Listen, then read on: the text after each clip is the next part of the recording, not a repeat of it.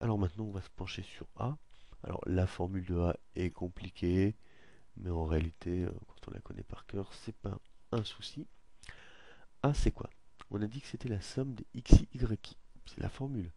Somme des xi, yi, ici. Alors on va peut-être mettre des parenthèses par contre, hein, parce que là, ça peut se compliquer. Donc la somme des xi, yi, moins le nombre d'années. Le nombre d'années, on sait que c'est 16, multiplié par la moyenne des x, multiplié par la moyenne des y. Et on ferme la parenthèse. Non, on ferme pas du tout la parenthèse.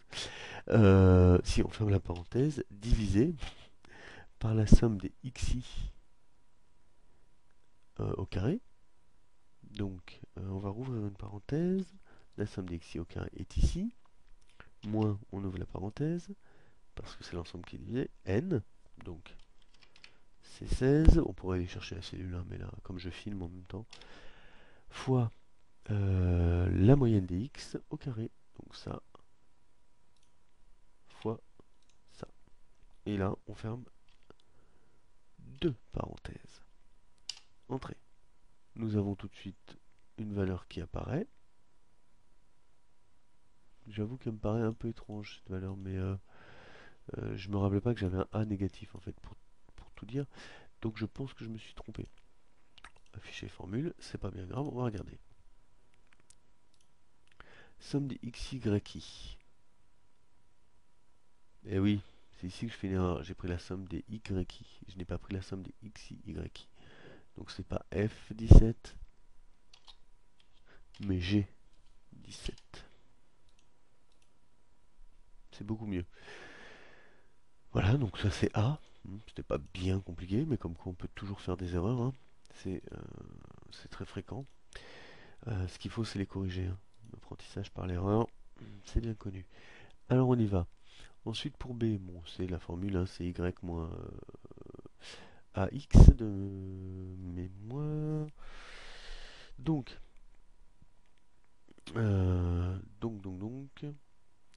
B ce sera E19, E19, la moyenne des y, moins H18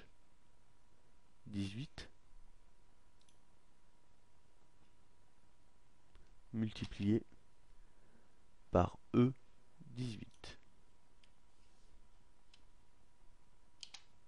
Nous avons normalement ici, voilà, là c'est normal que ce soit négatif. Ah oui, d'ailleurs pour les virgules, hein, toujours pareil. Clic droit, format de cellule. Nombre de chiffres après la virgule. Ok. Bon, le centrage, c'est pas bien grave. On peut tout de suite le corriger. Voilà, c'est plus propre. Voilà. Ensuite, donc le chiffre d'affaires prévisionnel, et c'est le dernier calcul que nous allons faire. Donc notre chiffre d'affaires prévisionnel, eh bien ça va être, on va essayer de se recentrer un petit peu, H18, autrement dit A, parce que Y est égal à A fois X, attention, l'année qu'on recherche. Donc X plus 1, autrement dit c'est 16 plus 1, plus B, plus B. Entrée. Ah, encore un clic droit, format de cellule, nombre de chiffres après la virgule, 136,67, a priori ça doit être ça. On peut là aussi le centrer, hein, ce sera plus joli. Voilà. Et donc là on a terminé au niveau du calcul, hein, le CA prévisionnel de l'année 7. Alors on peut le rajouter, hein, on peut s'amuser à ça, hein, de l'année, tac, et ici on va lui dire c'est égal à C16 plus 1. Voilà, chiffre d'affaires de l'année, CA prévisionnel de l'année 7. Le voici, alors après on peut s'amuser à entourer ou autre. Ce qui va nous intéresser maintenant, c'est de faire un graphique donc à l'aide des données.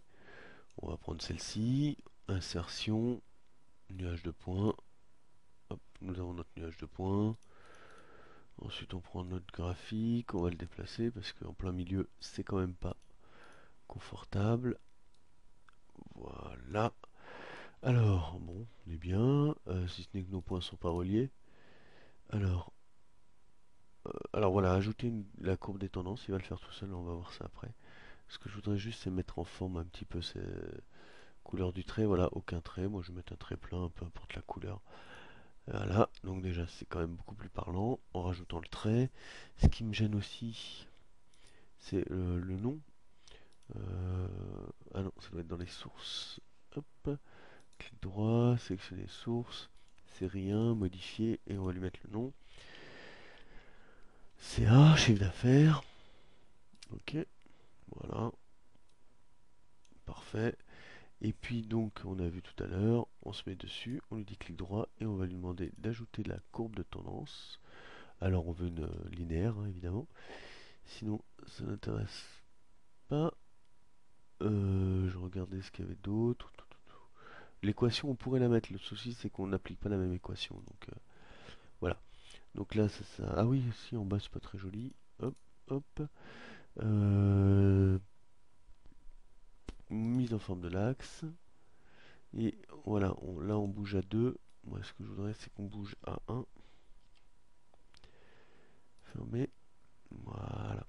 Et on s'aperçoit que si effectivement donc on continue la courbe, en 7, on arriverait bien à 130 et des brouettes, ce que nous avons trouvé tout à l'heure dans le chiffre d'affaires 136, voilà, ça permet de vérifier.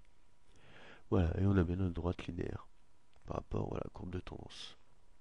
Voilà, donc rien de bien compliqué. Euh, le graphique, donc il suffit de reprendre les données qui nous intéressent et on le réédite à chaque fois. On pourrait faire une formule, mais bon. Voilà, donc toute la partie est terminée pour tout ce qui concerne les chiffres d'affaires prévisionnels et les droites de tendance. Évidemment, ce graphique peut être appliqué pour tout cela, hein. Permet simplement de vérifier. Voilà, bah, j'espère que tout ça vous aura été bien utile et je vous souhaite bon courage pour la suite.